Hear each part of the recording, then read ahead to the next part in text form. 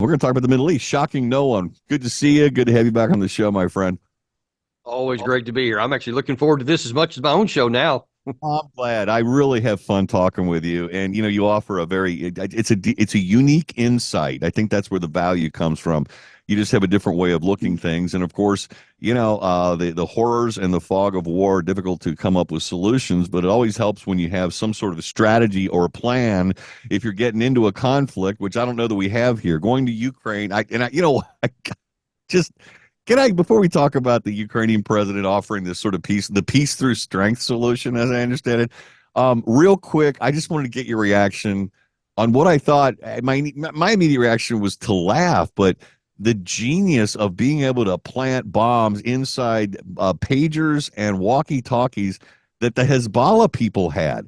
I mean, the Hezbollah guys are the ones that got blown up. Is it not, a masterwork of intelligence community to get those things in the hands of those guys and simultaneously blow them up, which I thought knocking them back on their heels, which would open an opportunity for Israel to, yes, go in militarily and go after the terrorists in Lebanon, which apparently has happened.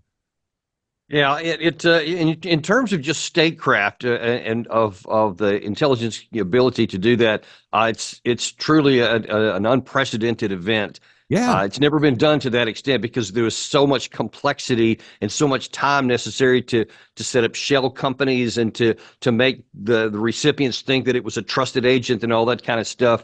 Uh, there are some issues around the edge because it was not very discriminate. Some children were killed who happened to have the pager. So it's not a clean operation, but it definitely operationally significantly damaged Hezbollah's ability to communicate. And if, as I suspect is the case, Israel's getting ready to go in on the ground and push back, they've signaled everything to that degree. This will significantly complicate Hezbollah's ability to coordinate a reaction on the ground. And you can't deny the psychological benefit it had to have had. I mean, can you imagine the Hezbollah commanders when that happened and what their reaction might have been? So, score one for the psyops, I suppose, too. But I couldn't believe my eyes when I was reading what I was reading about what happened. But let's move away from Israel and Lebanon and Gaza and get over to Ukraine, where President Zelensky, I guess, has presented some sort of peace proposal to Biden. I'm calling it peace through strength because that's what he's saying, strengthening us, and we can negotiate some peace. What's your take on this one, Daniel? What are the details of this proposal to the extent anybody knows them yet? Listen, it's bizarre is the only word that I can come up with because everywhere you look, and I'm talking about in the last 24 hours, actually the last 12 hours, there are continuing extensive losses by the Ukraine side, especially on the eastern front. They have taken one small village in the Kursk area up in the north, but then they are continuing to lose more ground kind of in the neck of that penetration up into Russia, which now puts their whole battle force at risk of being cut off if they don't withdraw pretty soon. And so when he comes in now and says, and he was asked specifically on ABC News last night, does your plans envision a negotiation? Because that's kind of what he has implied. And he said, no, doesn't imply a negotiation. We just want to, through diplomatic means, make Putin think that he can't win so that he gives us what we want. And I'm sorry, that's not how war works. That's not how human nature works. When you're on the commanding side and you have all of the advantages and your side is physically winning on the battlefield, you're not going to negotiate a bad position. And so I don't really understand what he's thinking. The only thing that I'll say is that maybe he's going to ask Biden to say, hey, put us in NATO, give us more long-range weapons so that'll change the actual calculation, but that is never going to happen. No, and we are talking about Vladimir Putin here, right? I mean, he's got an ego the size of the continent. I mean, he is not going to back off on something like that. I mean, I don't know the guy personally, but I have observed his behavior and his conduct over the years. If he's not happy about something, somebody dies or he gets his way, and he is not going to put his tail between his legs. That's my analysis of the guy. I'm no psychologist, and I don't play one on radio.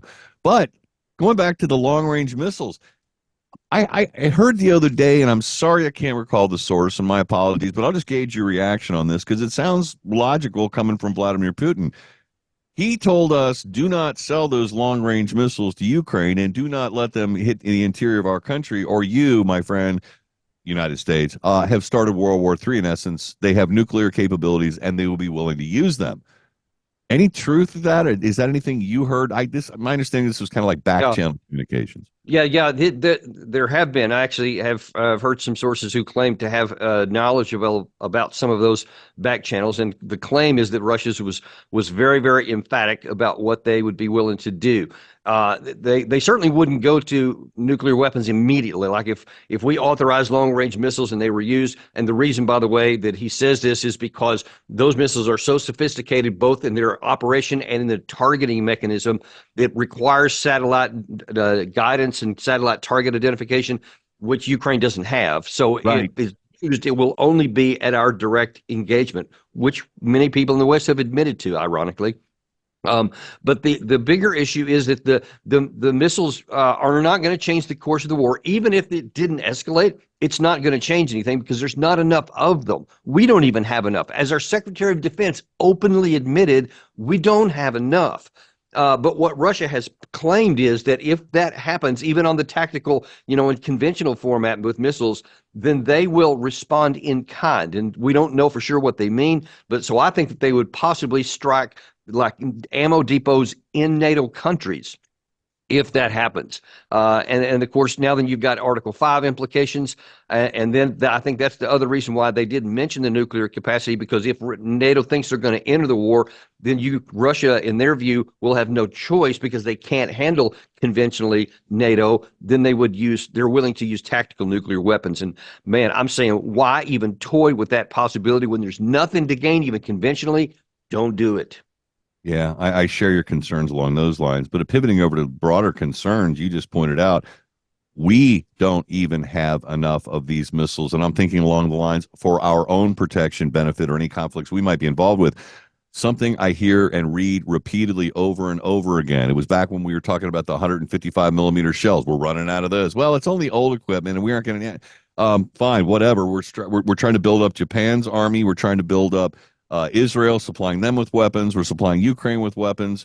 What about the exhaustion of our own defense capabilities, our own ability to defend ourselves or wage war? That is a serious concern, isn't it? Listen, it's an even bigger than that to me. You had Jake Sullivan about a week or so ago in a public forum admit that we had to get all the interceptor missiles we had offered everywhere else in the world, everywhere else, to give them all to Ukraine. Now, you mentioned at the early part of this show here, the Israel war. If they go in on the ground against Hezbollah, they have hundreds of thousands of rockets and weapons. They will need even more interceptor missiles than we have. So if we are already exhausted giving them to Ukraine, and then now here Israel's about to need even more, where are they coming from? And then God help us if we get into a war anywhere, which is what we're supposed to have our military for, to defend our interest. If we then get into a war, Brian, we don't have any interceptors, and that makes us strategically vulnerable. It's a bad move. Well, and knowing the Chinese are involved, the Iranians are involved, and the Russians are all involved in these multiple conflicts, they're all helping each other, supporting each other with supplies of weapons. It makes me want to suspect, given the demands of our U.S. military manufacturing capabilities, that part of them is really engaged in a battle of attrition to see us use up all of our military hardware, giving them an opportunity to, I don't know, maybe invade Taiwan or maybe invade some other country, or who knows. But we're in jeopardy. We don't even and Brian, we're sucking ourselves into that trap. Yes, they may have that intention, but it's only because we're enabling it. That's the maddening part to me, is that we're facilitating ourselves getting sucked into a trap. Daniel Davis, always a refreshing, enlightening conversation. Maybe not always uplifting, but got to call it like it is, man. Got to call it like it is. Next Tuesday. I'm trying to avoid the worst outcomes. I know you are, and I'm with you on that. I had enough award. Tune in next Tuesday for another Daniel Davis deep dive. In the meantime, search for him online. You'll find him. Take care, my friend. Best of health. See you next time.